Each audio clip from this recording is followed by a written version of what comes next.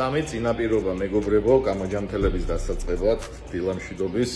პირველი ეს არის კაპიტულაცია.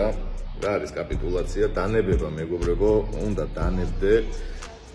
აღარ მუშაობს რა შენი ექსპერიმენტები, ვერსიები, რომ რაღაც ქსინს რაღაცი ჩავანაცვლებ, ტაბლეტებზე გადავალ, მე ახლა ტაბლეტებს დავლევ ერთი თვე, მე იმიდან იმაზე გადავალ, მე ამაზე შევეშვები. არ მუშაობს, ან თამაშით ახლა 10 ლარის მეც არ ჩავრიცხავ, მარტო ფრი სპინერს ვითამაშებ, არ მუშაობს მეგობრო, ეგ არის თავის მოტყუება. არანაირი მნიშვნელობა არ აქვს თქვენი თავის სპინისთვის, ლირიკას დაალევინებთ თუ იმას იზამთ, სლოტებს ათამაშებთ 10 ლარის, თავარია მან სიამოვნება მიიღოს. ამიტომ კაპიტულაცია გჭირდებათ ის, რომ დანებდეთ უბრალოდ მორჩა რა, ანუ მე უძლური ვარ ამ დაავადების წინაშე და ეს დაავადება ჩემზე ძლიერია. ეს უნდა აღიარო.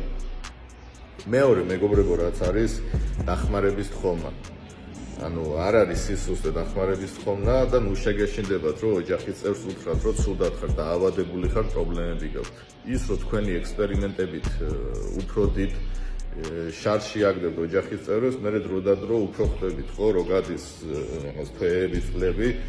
ამბობს ყველა, რომ უფრო ადრე მეტყობა დახმარება, ხო, იმიტომ რომ მე ოჯახს ბევრად დიდი საფასურის გადახდა უწევს, ემოციურადაც, დროის კუთხითაც, ფინანსურადაც ის რომ დაგეხმაროთ.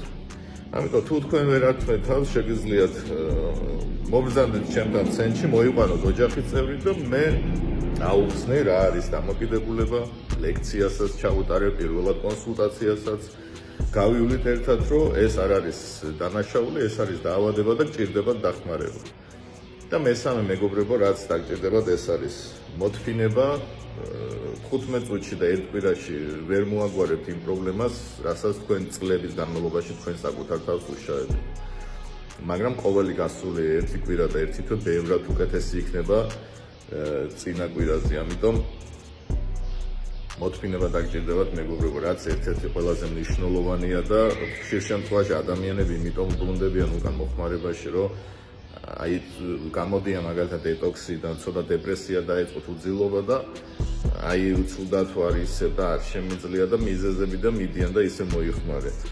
მეგობრებო, ეგ არის საფასური, რომელიც უნდა გადაიხადო. შენი ემოციური მდგომარეობა, შენი სისუსტე, შენი ფინანსური არასტაბილურობა, ეს ყველაფერი გამოიწვიე შენ და კეთილი ინებე და უნდა აიღო ეხლა პასუხისმგებლობა და მოიქცე როგორც დასრულმა ადამიანმა და არ იწუწუნო როგორც ბავშვმა. ზუსტად ეგ არის გამოჯანმრთელება, რომ ბავშვის პოზიციიდან გადახვიდეს დასრული ადამიანის პოზიციაში და უბრალოდ რაც დაუშავე საკუთარ თავს, საკუთარ ოჯახს, გამოასწორო შენი ნაბიჯებით, შენი გამოჯანმრთელებით და გახსოვდეთ, რომ ეს ყველაფერი შესაძლებელია. დიდი მადლობა, მე ყველას გისურვებთ შვიდ და პოზიტიურ დღეს.